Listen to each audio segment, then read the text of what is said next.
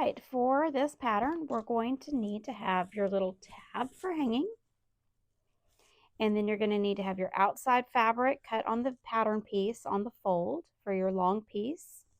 And then you'll need another one of those in quilt batting. They can match or they can be different colors, however you want to do it. And then you need 2 of those same pattern pieces cut out of either 2 pieces of cotton batting or 1 of these out of cotton batting and 1 of them out of something called Bright or Heat and Zap. It's a heat resistant batting. So I didn't have enough to cut the long piece out of what I had left here. So I just cut 2 out of cotton batting. And then for your hand portions, you're going to need to cut 4 out of the fabric, 2 out of the cotton batting, and then 2 out of your heat resistant batting, so Bright or Heat and Zap, something like that. So that's all your pattern pieces. All right, the first thing you're going to do is you're going to mark your quilting lines on your fabric. So I'm marking mine on the dark fabric because on this barnyard fabric, I just think it'd be really hard to see where my lines were. So we're going to mark it on the right side of the fabric or the pretty side. And for this one, I'm using a white chalk pen because my fabric is dark, or you can use one of these little chalk rollers, whichever marking tool you have to be able to see it on your fabric. And I went and gave my pattern pieces a good press, and then I folded mine in half and gave it a crease with the iron so that I could see where the center is, because I'm going to make long quilting lines on mine. You can quilt it however you want. You could do something fancy or something super simple. I like quilting them because it just kind of keeps them together and they don't shift around too much. So I'm just going to draw a line along that crease right there that I made with the iron with my chalk pencil. And then I'm going to mark lines 2 inches out. So I'm going to line that up on the inch line right here so that my line is 2 inches away from it. You can also use a quilting guide on your sewing machine if you wanted to, and then that way you don't even have to mark them really. You could do free motion quilting if you just wanted some like swirls or squiggly lines or something like that. So I'm going to mark this, and then I'm also going to mark my 2 of the hand portion pieces, and then I'll meet you over at the sewing machine. Before I came over here to my sewing machine, after marking the lines where we're going to quilt, I went ahead and sandwiched the Bright and batting in between my 2 layers of fabric, and I've pinned it really well, so hopefully it won't shift while we are quilting it. If you have a problem with your fabric like shifting and bunching when you're quilting, get a walking foot. They work great. My machine was made for quilting, so I can adjust the height of my presser foot. So if it's really thick, I can make the presser foot go up a little bit so it doesn't bunch stuff. And I use an 1/8 of an inch presser foot, so that kind of helps a little bit too from like shifting the fabric. But if you're having a problem, I do suggest getting a walking foot. I just don't have one for this machine, so we're just gonna kind of go with it. It's just a pot holder, so it's not that big of a deal.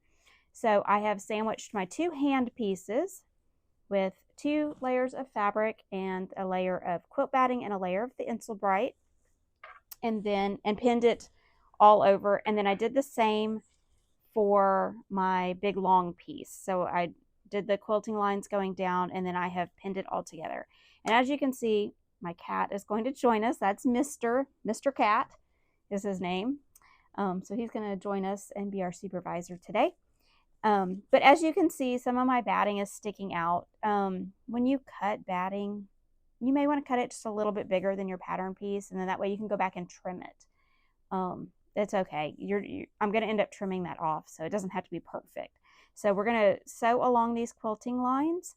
You may want to lengthen your stitch just a little bit. I'm going to lengthen mine to between 4 and 5 so that hopefully it won't bunch up too much. So let's quilt these pieces, and then we'll move on to the next step.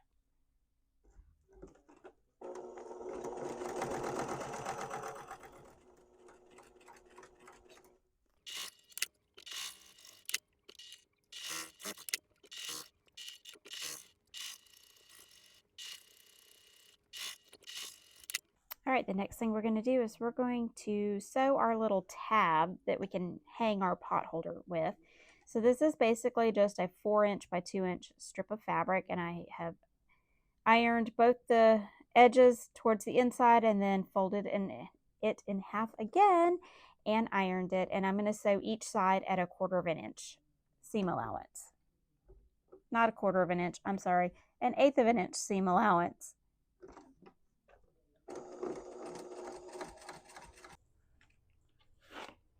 All right, we have a square of fabric that we're going to make bias tape out of.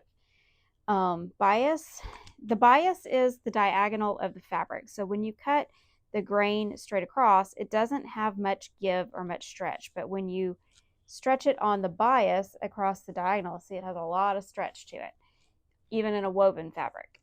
And so what happens is when you're sewing bias tape around a curve, it'll help hug the curves. So we're going to make a strip of bias tape, a 2" strip of bias tape out of this 10.5 by 10.5 inch square. And we're going to see how much bias tape we can end up with. So to do this, the first thing you're going to do is you're going to draw a line from one corner to the other.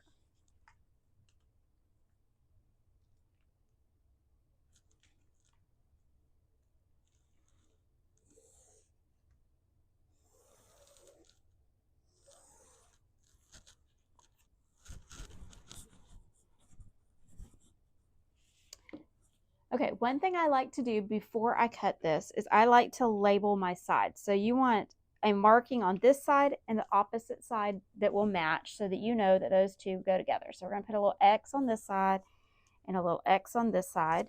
So we know those two are opposite. And then you want to mark these two opposites too. So for those, I think I'm going to just do like 2 little lines. And now we're going to cut along this line that we drew straight across from corner to corner.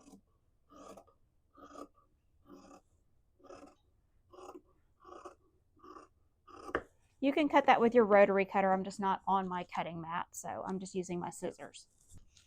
Okay, now we're going to take the 2 edges that have the X on them and we're going to match them up right sides together. So you should end up with something that kind of looks like a flag. You're going to want to allot for your seam allowance on either end, so make sure there's 1/4 inch end sticking out on both of these sides. And we're going to clip or pin that together.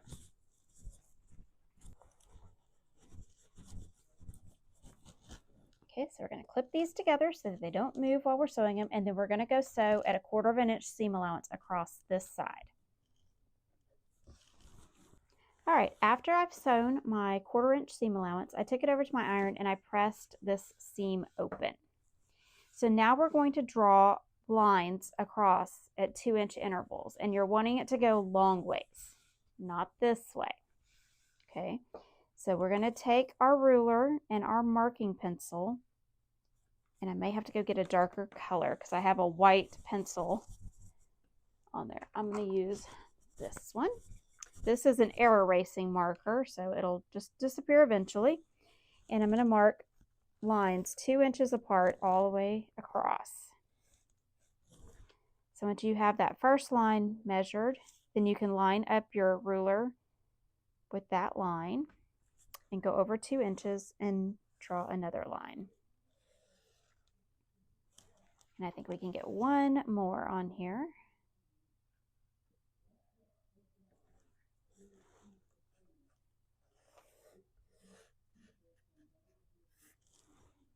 Okay, and set your pen and your ruler aside. And now we're going to fold these in to where our lines are going to meet up and right sides are touching. Okay, so after you've marked your lines, we're going to flip it over and we are going to fold the edges in. And when you fold it in, the lines should line up, right? But what we're going to do is we're going to take this first mark and we're going to move it over to the second mark and match it up and pin or clip it. And you want to make sure that your line is matching up and touching at 1/4 inch down, because that's where your seam allowance is going to be. So you should have an empty line here. The first line on this edge is matched up with the second line on that edge. And then you're going to match the next line over and pin or clip it and make sure that the line is lined up 1/4 of an inch down. And then you'll have an extra line on this edge. So when you sew this seam together, it's a little fiddly. You're going to sew that together and then you're going to press this seam allowance open. Okay, once you've sewn your 1/4 inch seam allowance and pressed that open, see how this line is continuous, and then this one, I didn't get quite lined up, but that's okay. We can fudge it a little bit. That one should be continuous. You're going to take your scissors and start at this first line that is not attached, and you're going to start cutting along that line.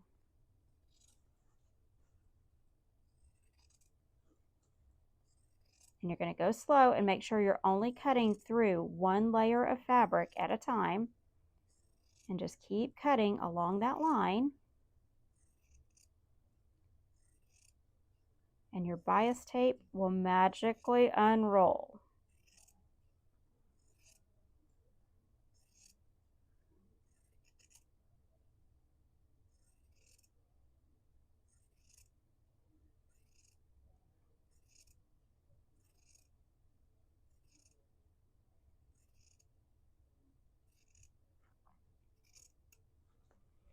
Okay, now see, this is the part that was not 2 inches wide. So I'm just going to go ahead and clip along that seam right there and clip that piece off. And we'll just toss that piece. And then what you have is you have 2 inch wide bias tape. So out of that 10.5 inch square, we ended up with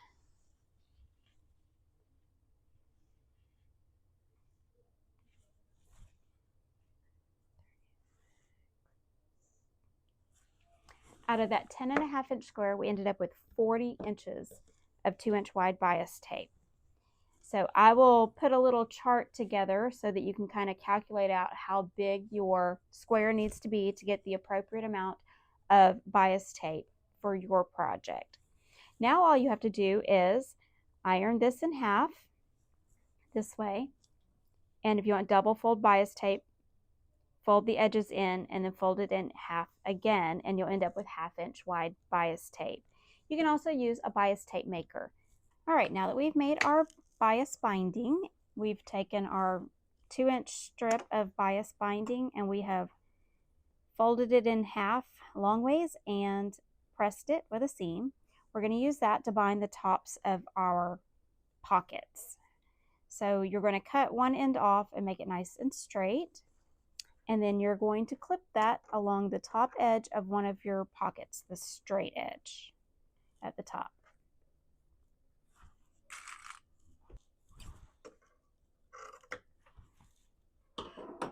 And now we're going to sew this at 1/4 of an inch seam allowance. And then you're going to trim this seam allowance off by about half.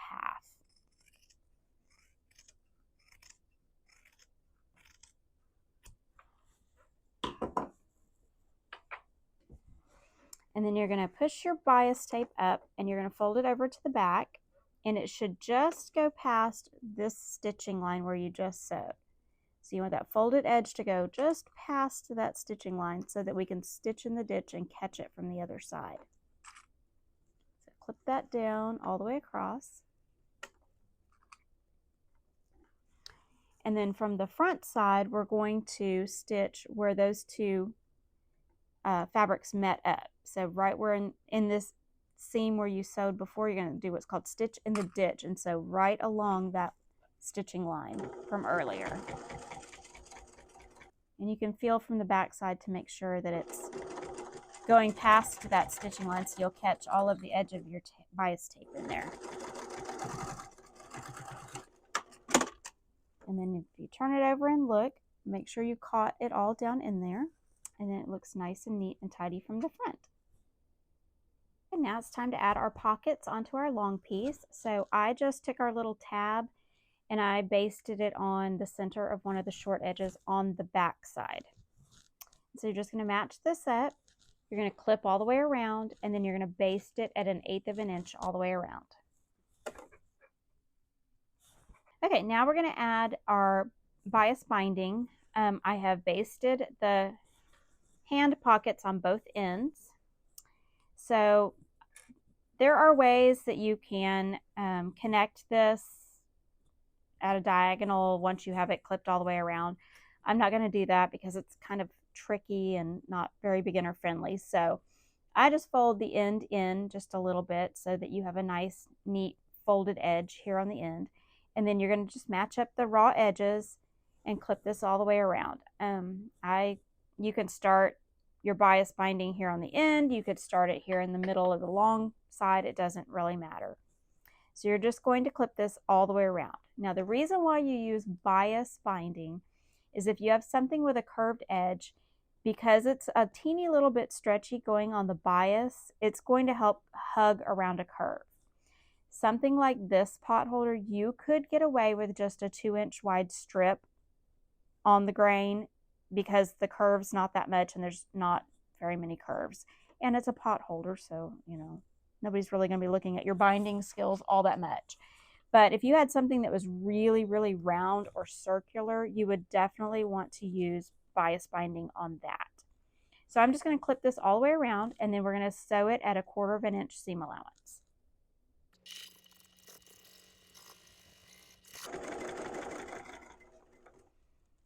Okay, so when I pinned this, or clipped it, I folded this edge in, remember? So when I went back around with my bias tape, I just overlapped the raw edge one over just a little bit, making sure that this top edge is even. And I'm just going to sew it over in the end, because when we fold this over, I can just tuck it up underneath that edge. I don't know if you could see that. I might have gotten off a camera there. Tuck it up underneath that edge. Okay, now that you have your bias binding on with a 1/4 inch seam allowance, you're going to go back and you're going to trim all of this seam allowance down about a half, and then we're going to fold it over to the back side and make sure, just like our pocket pieces, it's going to cover this stitch line. And then clip it down, and we're going to stitch in the ditch all the way around again, just like we did with our pockets. And that will finish the whole thing off. So trim your seam allowance down by about half, and that'll kind of clean it up and make it nice and straight for you to fold this under.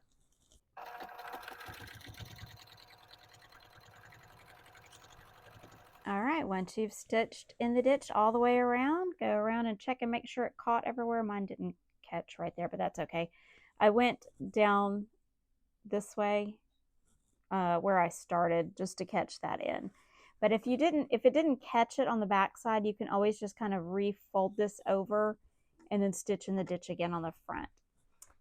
So that's our pot holder. Here comes Mr. Cat to check it out. Hi, Mister. What do you think? Hi, Mister. What do you think?